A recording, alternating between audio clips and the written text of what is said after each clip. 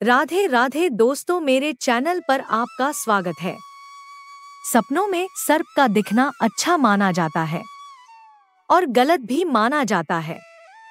अगर आपको सपनों में बार बार सर्प दिखते हैं तो भगवान शिव की पूजा करें और ओम नमः का जप करें। शिवलिंग पर जल चढ़ाएं और नागपंचमी की कथा सुने, फिर आपको सपनों में सर्प दिखना बंद हो जाएगा। इससे भोलेनाथ खुश होंगे और आप पर भोलेनाथ की कृपा बनी रहेगी। तो सुनते हैं नागपंचमी की कथा। प्राचीन काल में एक सेठ जी के 7 पुत्र थे। सातों के विवाह हो चुके थे। सबसे छोटे पुत्र की पत्नी श्रेष्ठ चरित्र की विदुषी और सुशील थी, परंतु उसके भाई नहीं था। एक दिन बड़ी बहू ने घर लीपने को पीली मिट्टी लाने के लिए सभी बहुओं को साथ चलने को कहा तो सभी धलिया और खुरपी लेकर मिट्टी खोदने लगी। तभी वहां एक सर्प निकला, जिसे बड़ी बहू खुरपी से मारने लगी। यह देखकर छोटी बहू ने उसे रोकते हुए कहा, मत मारो इसे, यह बेचारा निरपराध है। यह सुनकर बड़ी बहू ने उसे नहीं मारा। तब सर्प एक ओर जा बैठा। तब छोटी बहू ने उससे कहा, हम अभी लौट कर आती हैं, तुम यहाँ से जाना मत। यह कहकर वह सबके साथ मिट्टी लेकर घर चली गई और वहाँ कामकाज में फंसकर सर्प से जो वादा किया था उसे भूल गई।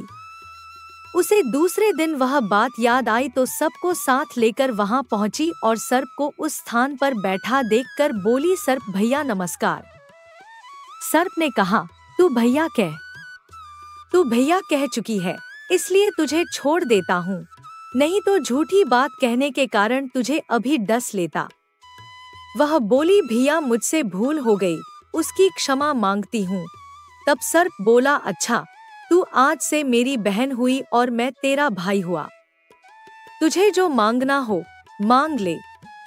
वह बोली, भैया मेरा कोई नहीं है, अच्छा हुआ जो तू मेरा भाई बन गया। कुछ दिन व्यतीत होने पर वह सर्प मनुष्य का रूप रखकर उसके घर आया और बोला कि मेरी बहन को भेज दो।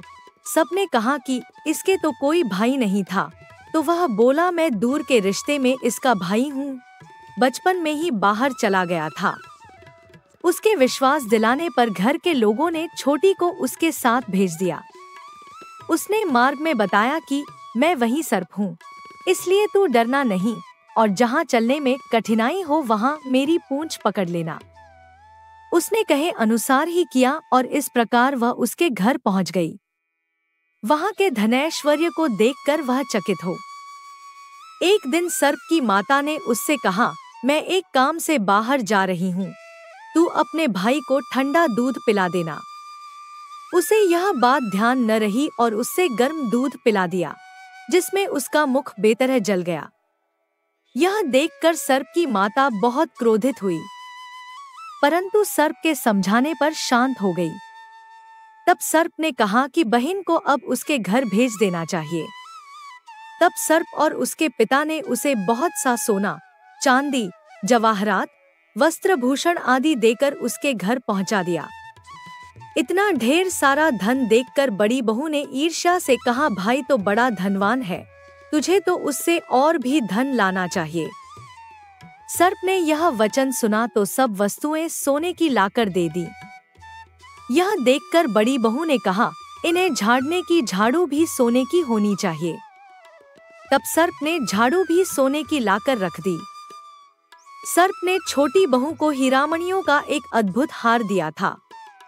उसकी प्रशंसा उस देश की रानी ने भी सुनी और वह राजा से बोली कि सेठ की छोटी बहू का हार यहाँ आना चाहिए। राजा ने मंत्री को हुक्म दिया कि उससे वह हार लेकर शीघ्र उपस्थित हो। मंत्री ने सेठ जी से जाकर कहा कि महारानी जी छोटी बहू का हार पहनेंगी, वह उससे लेकर मुझे दे दो। सेठ जी ने डर के कारण छोटी बहू से हार मंगा कर दे दिया। छोटी बहू को यह बात बहुत बुरी लगी। उसने अपने सर्प भाई को याद किया और आने पर प्रार्थना की, भैया रानी ने हार छीन लिया है, तुम कुछ ऐसा करो कि जब वह हार उसके गले में रहे तब तक के लिए सर्प बन जाए और जब वह मुझे लौटा दे तब हीरों और मणियों का हो जाए। सर्प ने ठीक वैसा ही किया। जैसे ही रानी ने हार पहना वैसे ही वह सर्प बन गया। यह देखकर रानी चीख पड़ी और रोने लगी। यह देखकर राजा ने सेठ के पास खबर भेजी कि छोटी बहू को तुरंत भेजो। सेठ जी डर गए कि राजा न जाने क्या करेगा। वे स्वयं छोटी बहू को साथ लेकर उपस्थित हुए। राजा ने छोटी बहू से पूछा, तूने क्या जादू किया है? मैं तुझे दंड दूंगा। छोटी बहू बोली, राजन धृष्टता क्षमा कीजिए, यह हार ही ऐसा है कि मेरे गले में हीरों और मणियों का रहता है और दूसरे के गले में सर्प बन जाता है। यह सुनकर राजा ने वह सर्प बना हार उसे देकर कहा, अभी पहन कर दिखाओ। छोटी बहू ने जैसे ही उसे पहना वैसे ही हीरो मणियों का हो गया। यह देखकर राजा को उसकी बात का विश्वास हो गया और उसने प्रसन्न होकर उसे बहुत सी मुद्राएं भी पुरस्कार में दी। छोटी वह अपने हार और इन सहित घर लौट आई। उसके धन को देखकर बड़ी बहू ने ईर्ष्या के कारण उसके पति को सिखाया कि छोटी बहू के पास कहीं से धन आया है। यह सुनकर उसके पति ने अपनी पत्नी को बुलाकर कहा, ठीक ठीक बता कि यह धन तुझे कौन देता है। तब वह सर्प को याद करने लगी। तब उसी समय सर्प ने प्रकट होकर कहा, यदि मेरी धर्म बहन के आचरण पर संदेह प्रकट करेगा तो मैं उसे खा लूंगा। यह सुनकर छोटी बहू का पति बहुत प्रसन्न हुआ और उसने सर्प देवता का बड़ा सत्कार किया। उसी दिन से नागपंचमी का त्योहार मनाया जाता है और स्त्रियां सर्प को भाई मानकर उसकी पूजा करती हैं।